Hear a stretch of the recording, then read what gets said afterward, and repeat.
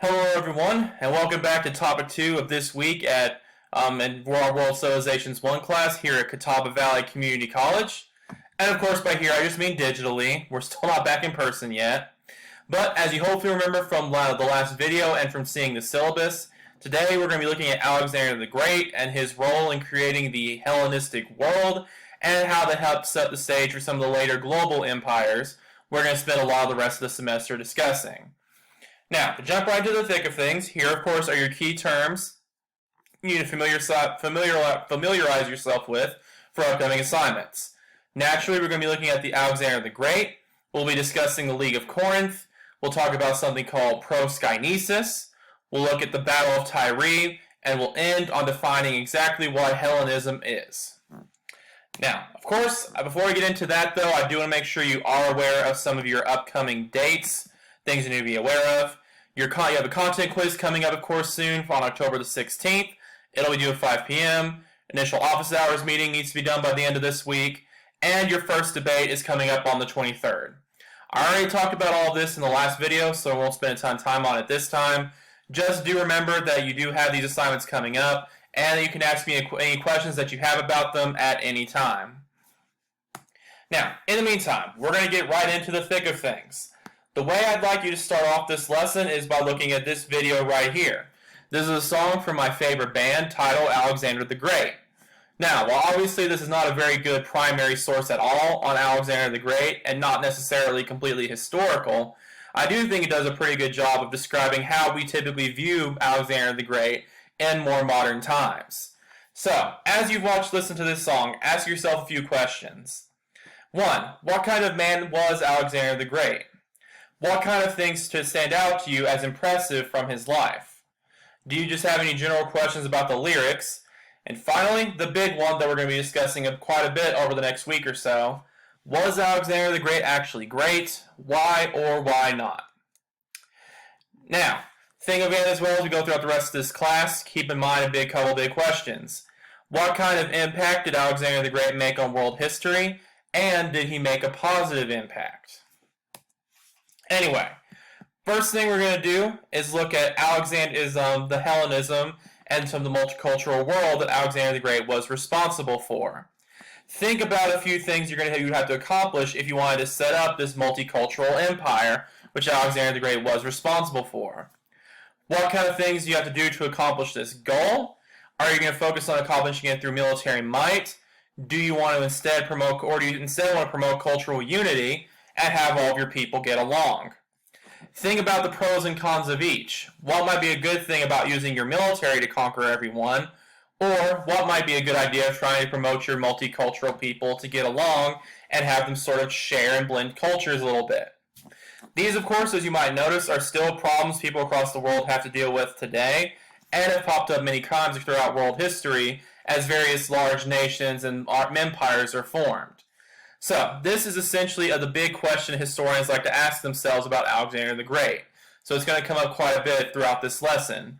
Was he more focused on conquering everyone and killing all of his enemies in sight? Or was he trying to create a multicultural world and blend all these people together? That's something historians like to discuss. It's going to be a big theme of this class, so keep that in mind. Anyway, to get into a little bit of the context of Alexander the Great. Alexander the Great, in case you didn't know, was a king who originally came from the northern Greek territory of Macedonia. It used to actually be a colony of some of the Greek city-states, but during this time period we're looking at today, it of course became much more powerful, as you would imagine. Most of this was actually due to Alexander the Great's father, King Philip II, who united Macedonia with most of classical Greece from roughly his campaigns in 359 BCE until he died in 336 BCE. Just a bit of a fun fact, and one of my favorite parts of ancient history ever. It's reported by a couple of ancient Greek historians that when Philip was going to go to Sparta, he sent them a message that said, "You are advised to submit without further delay, for if I bring my army into your land, I will destroy your farms, slay your people, and raze your city." The Spartans' reply is reported to have just been a single word: if. So yeah, that's possibly the most amazing response to a threat I've ever seen in my entire life. But it is true that Philip is reported to have never conquered Sparta. However, I hate to burst your bubble, but it's also reported that the reason why is because at this point, Sparta had declined to such a point that there was no real point in taking it over. I didn't have much time to cover it last time, but Sparta had actually suffered a couple of defeats after the Peloponnesian War, and they were basically a shadow of their former selves. So, sorry to totally ruin the context of that quote, but it is important to realize that history is not usually as rosy as we like to think. But anyway, Alexander was, of course, the son of King Philip and Queen Olympia, although legend has told that he was the son of Zeus, and this was very a popular idea throughout most of his life.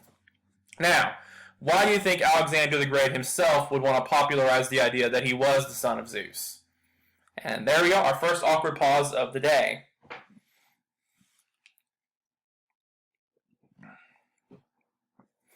Right. Again, very good listeners at home. It's essentially just another theocratic tactic that many of these ancient rulers used. If you can claim some connection to the gods, particularly claim your own divinity, it's going to get many of your devout followers to follow you essentially without question. Particularly, it would be important for Alexander the Great, because remember, he's from a former Greek territory. He's not technically a complete Greek in the eyes of some of these Greek city-states. So claiming a direct connection with their gods can make him seem much more legitimate and more like he's one of them instead of just being a Macedonian. The early life of Alexander, as you might imagine, is depicted as being very colorful and is often accused of being mythologized, if that's the word. But anyway, by age 12, Alexander the Great is reported to have tamed the wild horse Bucephalus, which would then go on to be his companion for the rest of his life. Which, if you ask me, he's probably the buffest and tallest 12-year-old I've ever seen in this picture. But anyway, by the age of 13, he was tutored by Aristotle, and by the age of 16, in 338 BCE, he was actually left in charge of the Macedonian Empire while his father went to war, and eventually helped his father lead troops against the Sacred Band of Thebes. By the way, the Sacred Band of Thebes and the Theban army are the main ones credited with causing Sparta to decline to such a degree. They eventually did defeat Sparta after the Peloponnesian War. It is also reported that during the Battle of Chaeronea, however you pronounce that, he was the first to break enemy lines out of all the Macedonian troops. A couple of interesting tidbits about the battle. The Sacred Band of Thebes is actually an example of a legendary Theban fighting force, which is reported to have consisted of 300 male lovers entirely, or essentially 150 couples. So, bit of an interesting historical fact you don't typically hear about. Also, this battle did result in the final defeat of Thebes and Athens, so essentially the last resistance in the Greek city-states was over by the end of this battle.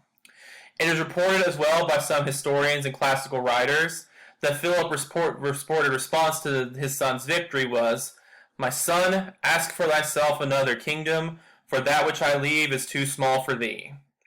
By just the age of 20, Alexander was declared king after Philip was assassinated. Now, do you think all these accounts are accurate, and why might they be useful for Alexander? Awkward pause once again.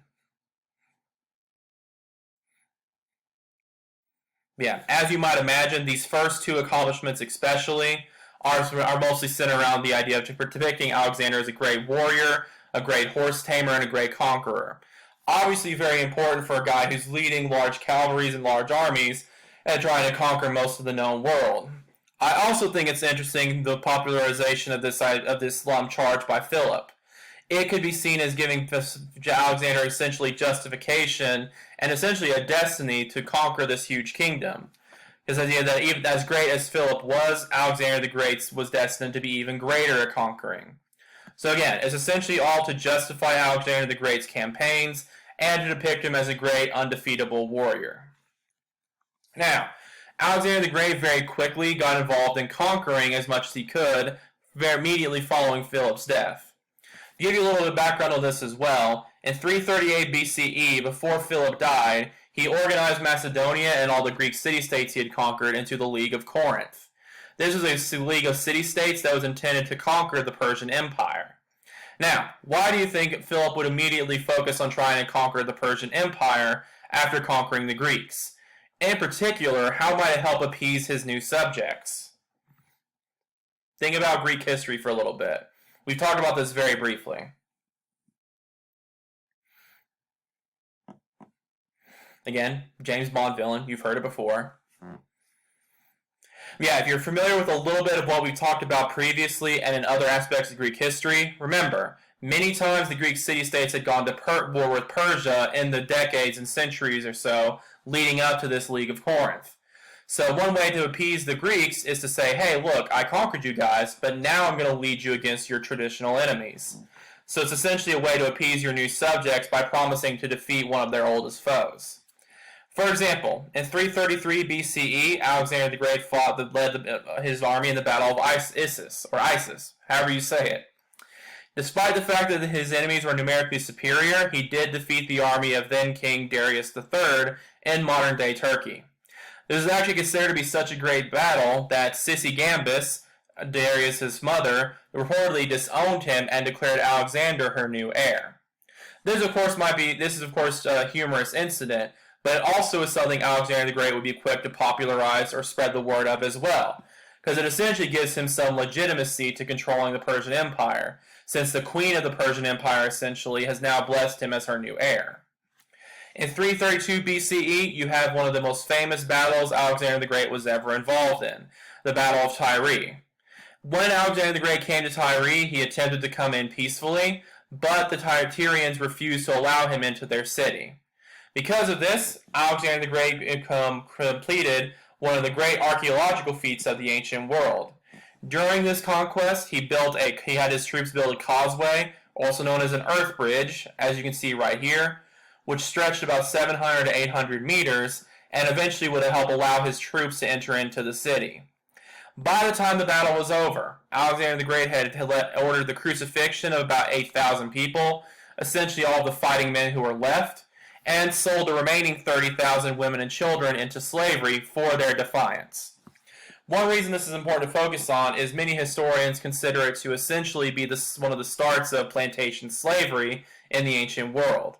Now, can anyone out back at home define for me what plantation slavery is?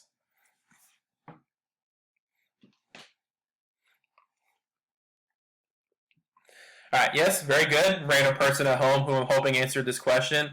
Plantation slavery is, of course, the slave system where you can treat someone as property, take away all of their rights, and typically have them producing a cash crop for you. Now, obviously there are some horrible negatives to this, because of course you are completely taking away someone's dignity and rights, treating them as property, and often having them work under horrible conditions. However, it is important to recognize that this does lead to positives for the slave owners, not for the slaves, obviously, and they don't undo the horrible things that are done to the slaves. But it is important to recognize that plantation slavery is very profitable, and was very profitable for Alexander the Great's empire as well. This is why people would practice plantation slavery. They didn't just do it for fun. So, if anyone tries to argue to you that plantation slavery is not profitable, that was not the case. Many people try to use that as an excuse to claim slavery was never a big deal. Plantation slavery was extremely profitable for Alexander the Great, so it is important to recognize that. Now, based on all this, how does it look like here Alexander the Great is approaching empire building? Is he focusing on military strength, or is he focusing on that cultural unity? Yeah, obviously, I'm not going to give much of a pause on that one. Obviously, it looks like here Alexander the Great is primarily concerned with just conquering as much as he possibly can. Some people, of course, have very mixed feelings about this approach.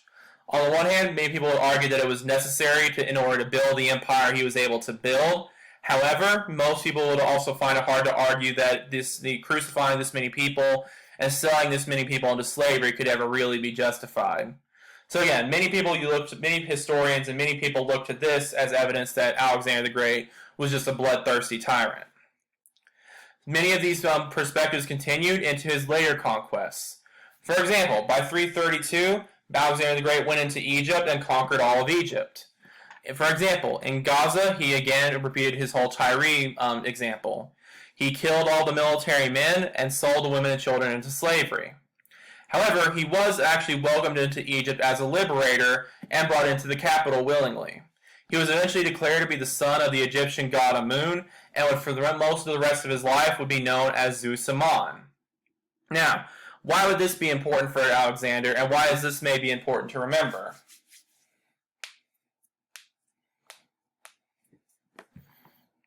Awkward pause again. Yeah, as you might have guessed, on the one hand, this is of course essentially a repeat of the whole idea that he was the son of Zeus. He can essentially seem more acceptable and more like he's a part of the part of Egypt, by claiming some sort of connection to their gods. This also demonstrates some of Alexander the Great's ability to be multicultural. So on the one hand, in Gaza, he's of course still being very violent and very cruel, but he is showing some ability to blend cultures together in order to appease his subjects. By 331 BCE, he was victorious in the Battle of Gaugamela, which led to the final defeat of King Darius III. As a result of this, Alexander was finally declared to be the new king of Persia. This would of course suggest that Alexander the Great is very effective at empire building. He's already conquered many of the famous civilizations we've already discussed in class. However, what problems does Alexander have to deal with now that he's added Persia to his empire?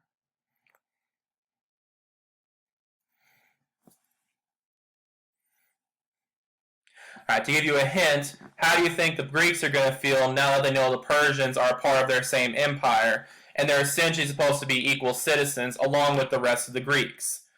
Remember, they're their traditional enemies, so the Greeks are probably not going to be super pleased with this. Because of this, Alexander the Great started more of his multicultural efforts that have led some historians claim he was genuinely interested in trying to create a multicultural world. By 332 BCE, Alexander the Great began openly taking on many Persian customs. This is of course an attempt to appease his Persian subjects, but what are going to be some of the potential problems with this?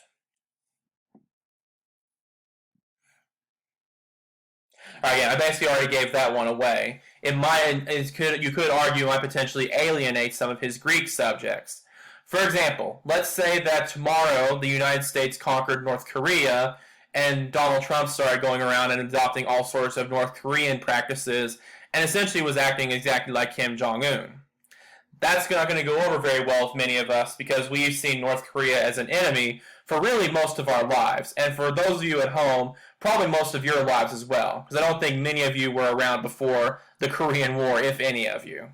So again, it could be a great way to add some new subjects to make them loyal, but you risk alienating your old ones. One of the specific things Alexander the Great started to do was the practice of proskynesis. This was actually something you've probably seen in movies quite a bit. It was the Persian court practice of bowing and kissing the hand of high-ranking officers and politicians when they come to visit you. While doing this, he would also specifically start adopting Persian dress and other Persian customs. Now again, this does suggest a little bit that Alexander the Great is now trying to have a more multicultural approach. Now that he's conquered Persia, he's trying to keep their loyalty by behaving in ways which are familiar with them. Now, do you think this is going to be more or less effective than what he was trying to do before, where he just went and conquered everything? That's of course something you probably can't necessarily answer definitively right now, but do keep that in mind as we continue. Now, many of Alexander the Great's old traditional followers, as I hinted at earlier, were not particularly pleased the way Alexander the Great was behaving. For example, in 330 BCE, Alexander the Great ordered the death of one of his top generals, Parmenio, after his son was convicted of being involved in an assassination plot. So again, many of his old Greek followers were starting to turn against him. Perhaps more importantly, in 328 BCE, the general and friend of Alexander the Great, Clitus, who had been his friend for years, was killed after publicly insulting Alexander the Great's Persian persona. It is also possible that Alexander did this in a drunken rage, which for many historians demonstrates the alcohol problem he had for much of his life. By 324 BCE, Alexander the Great adopted another attempt to try to unite his people, when he had many of his officers marry Persian princesses at a mass wedding. Now, why would he do this? What's the point of specifically having them get married?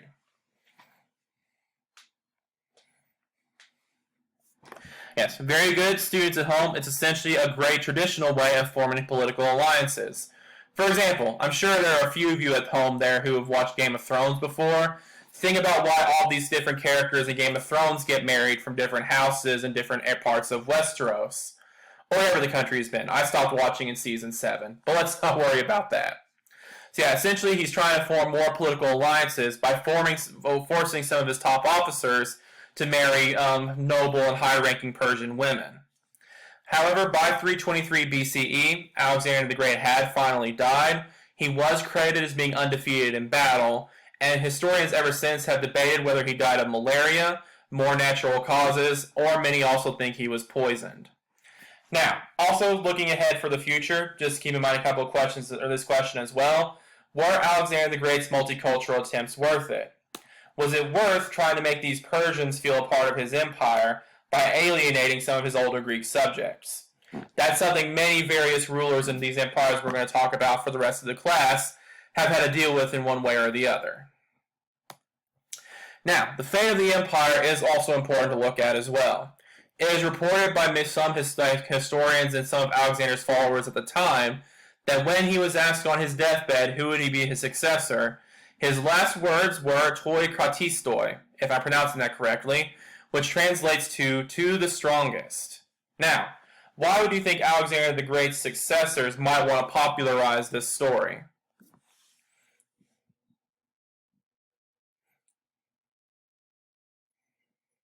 Yeah, well, on the one hand, as you might imagine, especially the more devious among you, this is a great way for everyone to be able to stake a claim to having control of his empire.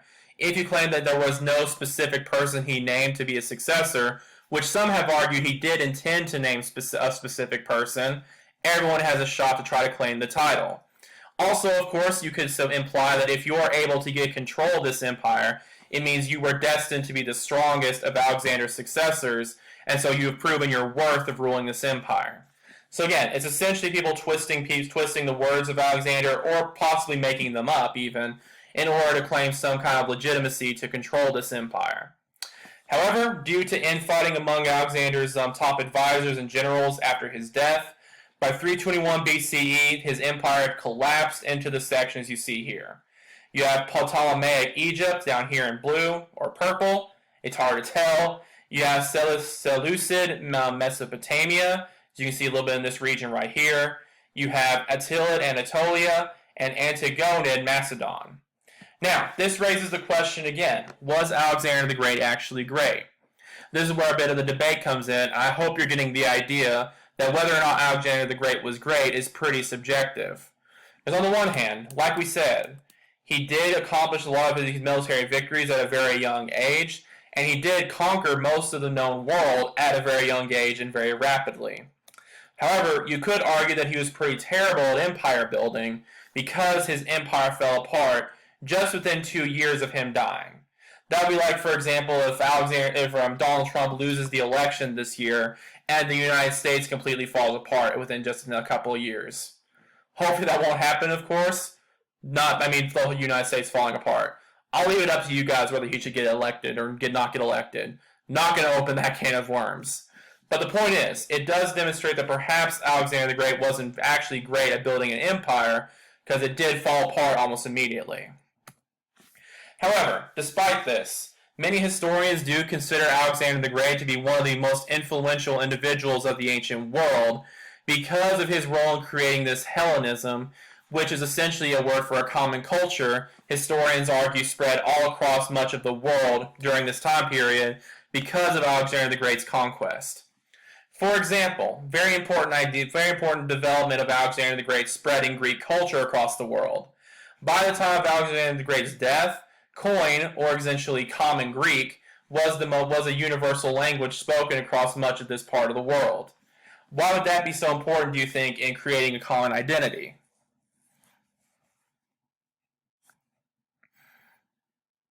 I really don't know what to do during these pauses. Yeah, this one's very basic. Without having a common language, it's very hard for these people to communicate. Now you can essentially travel anywhere where you want across Alexander the Great's empire, and you'll be able to talk to people. This makes migration and immigration much easier. It makes trade much easier, and setting up all sorts of business practices and trade routes. All of that is now much more possible and can be much more connected because more people can now talk to each other. It is also argued that this was one of the first instances where true cosmopolitan cities started to spring up across the world. A cosmopolitan city is a multicultural or multi-ethnic city where people of multiple cultures and multiple ethnicities all live together in a single space. The classic example of this, as you might imagine, is Alexandria, which is a city Alexander the Great founded in 331 BCE. This immediately became a multicultural city because it was founded by immigrants who followed along with Alexander the Great's army and by local individuals within Egypt. So immediately you have Greeks and Egyptians now sharing one cultural space. Also, I particularly think it's interesting because I'm a bit of an entertainment nerd. Greek-style plays also began to become universal across the world as well. You have all the typical Greek stock characters in entertainment, different tropes, crones, cheating husbands, confused fathers, all these different ideas. This essentially allowed all people across the world to be viewing the same form of entertainment, so they would essentially be getting the same sort of messages and same morals from that entertainment. To give you an example of how that looks, look at how, those of you who are familiar with World War II history, look at how Joseph Goebbels and the Nazis used propaganda and used the entertainment industry in Germany. For those of you who don't know, Joseph Goebbels was the propaganda minister in Germany, which meant he was also in charge of the movie industry. This meant that everyone all across Germany was going to be viewing movies approved and made by the Nazi Party. This would help ensure that all Germans were going to be part of this united Nazi culture. That, of course, is a much more negative example of what was going on with these Greek plays spreading across the world. Everyone was essentially picking up on pieces of Greek culture because they're all viewing the same types of plays. Religion, this will be important in a couple of weeks especially, but religion started to become more universal as well. For example, the Greeks started worshiping Egyptian gods like Osiris and Isis. Various philosophies became common across the world. Cynicism, however you pronounce that, and Stoicism. And finally, the religious concept of Dhamma started to spread across the world as well. This will especially become important in a week or two when we start talking about the growing influence of Buddhism and eventually Hinduism. But this is essentially the universal principle of tolerating others, of observing the natural order, and respecting all life. So eventually, this term became very popular in various religions across Alexander the Great's former empire. Finally, Hellenistic influence did spread across other areas of the world as well. For example, the Mauryan Empire, if I'm pronouncing that correctly, which was the first empire in South Asia, located in modern-day India and eventually Afghanistan, was founded by Chandragupta Maurya and was directly inspired by the military successes and tactics of Alexander. So he's essentially just the first in a long line of conquerors and rulers who would be inspired by Alexander the Great's success. Perhaps more specifically, from 326 BCE on, once Alexander and his army established garrison towns in modern Afghanistan and Iran, we even had Greek culture being spread across the Middle East.